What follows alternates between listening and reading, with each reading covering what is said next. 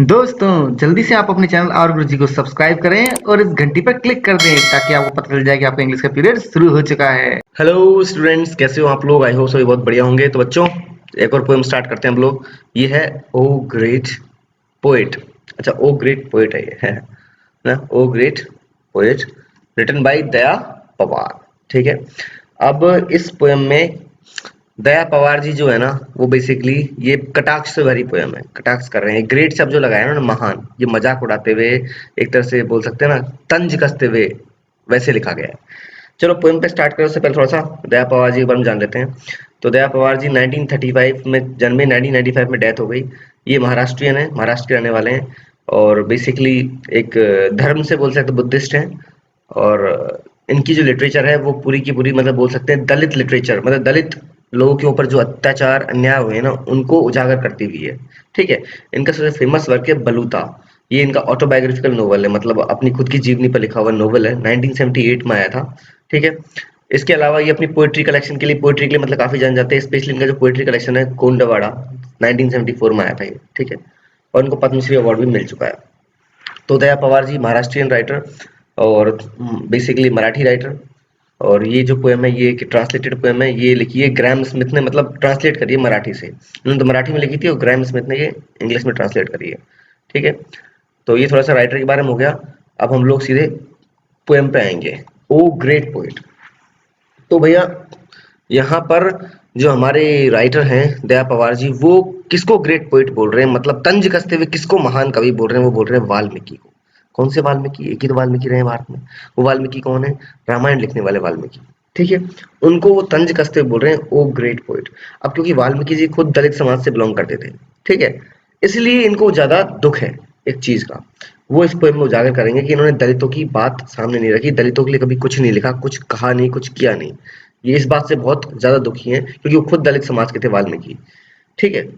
तो बोल रहे हैं O Valmiki, should you sing the praises of Ram Rajya, कि ओ वाल्मीकि क्या तुम्हें राम राज्य की तारीफ करनी चाहिए? क्या तुम्हें राम राज्य के गुणगान करने चाहिए? Because you are the great poet of poets, क्योंकि आप तो महान कवियों के कवि हैं। मतलब ये मजाक उड़ाते हुए बोल रहे हैं कि क्या आपको राम राज्य की तारीफ करनी चाहिए, उसे गुणगान करने चाहिए आप, क्योंकि आप तो बहुत महान कवियों के कवि हैं। क्वेश्चन पूछ रहे हैं उनसे, बिकॉज वो अभी राम राज्य पे सवाल उठाएंगे इस पोएम के अंदर। ठीक है। इसलिए वो सवाल पूछ रहे हैं वाल्मीकि से कि भैया आपको रियलिटी पता नहीं थी क्या? उसके बावजूद भी आप राम राज्य के गुणगान गा रहे हैं अपने रामायण किताब में, है ना? Seeing the heron's wounded wing, your compassionate heart broke out in lament. वो हीरोन मतलब पक्षी होता है, कि हीरोन पक्षी का घायल पंख, वुंडेड विंग। वाह वाह, एलिट्रेशन क्या है? एलिट्रेशन है। साथ में इसमें वुंडेड विंग, वू वह के बाद में ऊ साउंड आ रही है और विंग वह के बाद में ई साउंड आ रही है। तो ऊ और ई, तो वॉवल साउंड बदल गई है, तो इसमें कॉन्सोनेंस भी है। क्या है? कॉन्सोनेंस भी।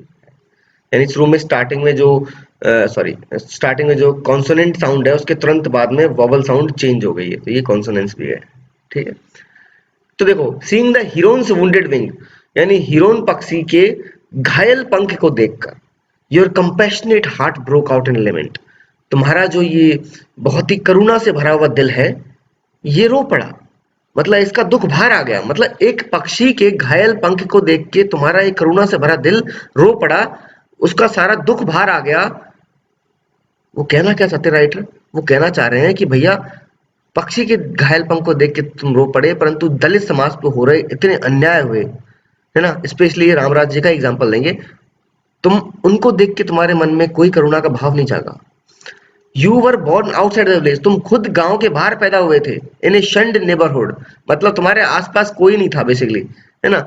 Where misery itself were bogs, मतलब ऐसे इलाके में पैदा हुए थे, मतलब तुम्हें ऑब्वियसली बात है कि दलित थे ये, तो तुम्हें खुद गांव से बाहर रहने को मजबूर थे तुम्हारे परिवार वाले। वहां पर तुम बाहर, गांव से बाहर अलग थलग तुम पैदा हुए थे, जहां पे गरीबी पैदा होती है। मिजरी इटसेल्फ वाज बॉर्न, जहां पे गरीबी दुख दर्द पैदा होता है, ऐसी जगह तुम पैदा हुए थे। क्या तुम्हें अपनी रियलिटी नहीं पता? नेवर फेस्टून्ड विद फ्रूट और फ्लावर द डिजेक्टेड फेसेस, परंतु इसके बावजूद भी तुमने नेवर फेस्टून्ड विद फ्रूट और फ्लावर, फेस्टून्ड फ्रूट फ्लावर, फा एलिट्रेशन का बहुत खूबसूरत एग्जांपल। ठीक है। फेस्टून्ड फ्रूट फ्लावर, फा साउंड का रिपीटेशन लगातार हो रहा है। कि नेवर फेस्टून्ड, फेस्टून्ड मतलब डेकोरेटेड, कि तुमने कभी भी फ्रूट फल फूलों से कभी भी नहीं सजाया द डिजेक्टेड फेसेस, जो ये बेचारे त्याग दिए चेहरे हैं, ये निराश चेहरे हैं, डिजेक्टेड फेसेस, इनको कभी भी तुमने डेकोरेट नहीं किया, मतलब कभी भी इनके चेहरे पे हंसी खुशी लाने की कोशिश नहीं करी डिजेक्टेड फेसेस पर। फॉरवर्ड विद केयर, कभी भी इनकी चिंता में तुमने टेंशन नहीं ली, मतलब इनकी केयर करने की तुमने कभी टेंशन नहीं उठाई। Forward with care, never festooned with fruit और फ्लावर, कभी इनको मतलब फूल पत्तियों से नहीं सजाया। कहने का मतलब है कि इनको कभी लाइफ में तुमने खुशियां नहीं दी, इनको कभी इनका फेवर नहीं किया तुमने। द डिजेक्टेड फेसेस, ये निराश चेहरों का, कौन से, जो दलित समाज के लोग हैं उनका। फॉरवर्ड विद केयर, ना ही तुमने कभी इनकी टेंशन ली, इनकी केयर करने की टेंशन कभी नहीं ली। Is it true you never heard their lament as they cried for liberation, क्या ये सच है कि तुम्हें वो कभी सुनाई नहीं दिया देयर लेमेंट, उनका दुख, as they cried for liberation, जब वो आजादी के लिए, मतलब इस समाज में जब उनके साथ में इतना कुछ अन्याय हो रहा था, उस अन्याय से मुक्त होने के लिए वो चिल्ला रहे थे, रो रहे थे, क्या तुम्हें उनका रोना कभी सुनाई नहीं दिया? क्या ये सच है? One Shambuk of your own blood caught fire rose in anger, वो एक शंबुक जो तुम्हारे ही खून का था, यानी दलित था खुद, कॉट फायर, वो आग में पड़ गया, रोज इन एंगर, क्या तुम्हें इससे गुस्सा नहीं आया? देखो, ये शंबुक की कहानी है, एक्चुअल में वाल्मीकि रामायण में शंबुक की कहानी नहीं है, इसलिए एक्चुअल में बोल भी रहे हैं क्योंकि इन्होंने शंबुक का मेंशन भी नहीं किया कहीं, है ना।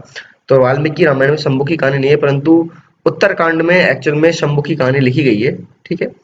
और शंबुक ऐसा था कि शंबुक एक दलित व्यक्ति था जो कि तप करता था, दलित समाज का व्यक्ति तप कर रहा था।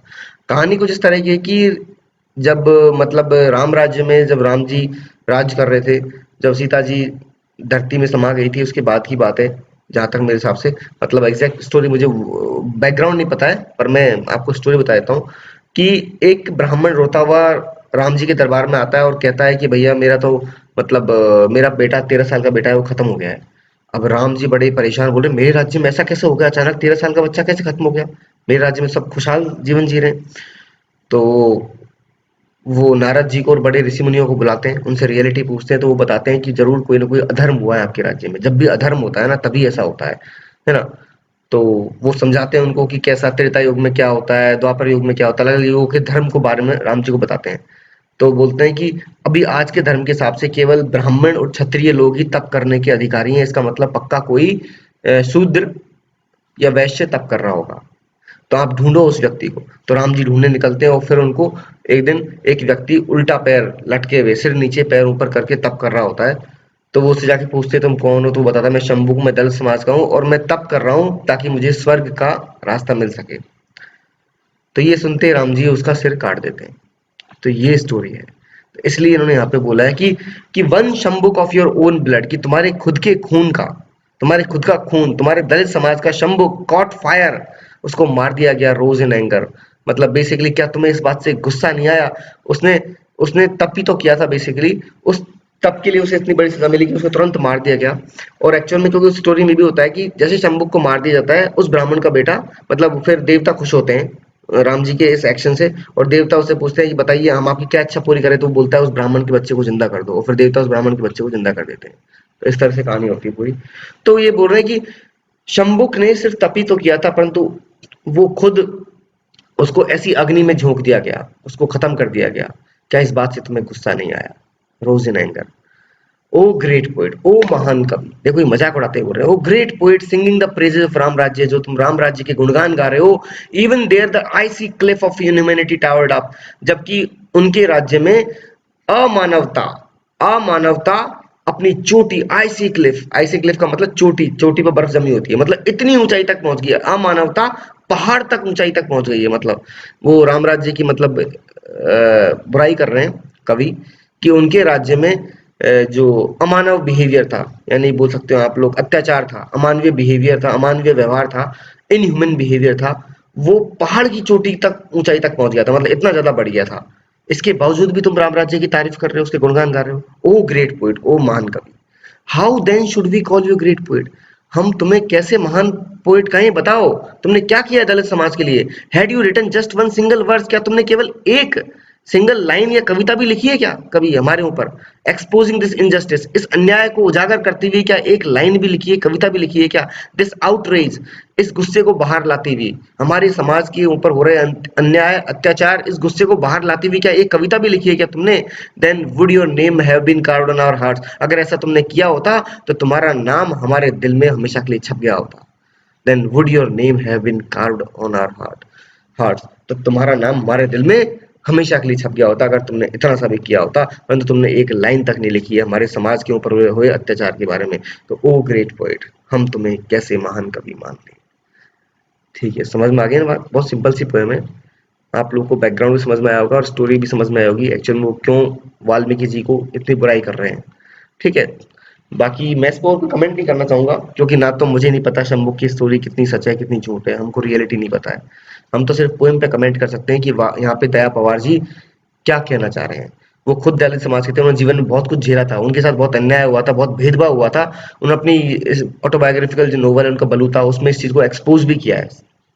और वो इस पोएम में भी यही बात बोल रहे हैं कि एक व्यक्ति जो खुद दलित समाज का रहा है, वाल्मीकि जी, वो खुद एक ऐसे एनवायरनमेंट में पैदा हुआ, उसने बचपन में सब चीज देखी, उसके बावजूद भी उसने दलित समाज के लिए कभी एक लाइन नहीं लिखी, कभी उनके ऊपर हो रहे अत्याचार के ऊपर कुछ नहीं लिखा। और वो राम राज्य का इतनी गुणगान कर रहे हैं जिस राम राज्य की पोएट बुराई कर रहे हैं कि उस साम्राज्य में तो बहुत अत्याचार हुए, हमारे ही भाई शंभुक की हत्या हो गई बिना किसी मतलब के, बिना किसी छोटे से कारण की वजह से, और तुमने उसके बारे में कुछ नहीं लिखा या किसी और दलित के बारे में कभी कुछ नहीं लिखा। तो ये पोयम थी। आई होप आप लोग को समझ में आ गई होगी बच्चों। कुछ समझ में नहीं आया तो मुझे कमेंट बॉक्स में पूछ लेना, ठीक है? मैं मिलता हूँ नेक्स्ट वीडियो में। Till then goodbye, see you soon, take care.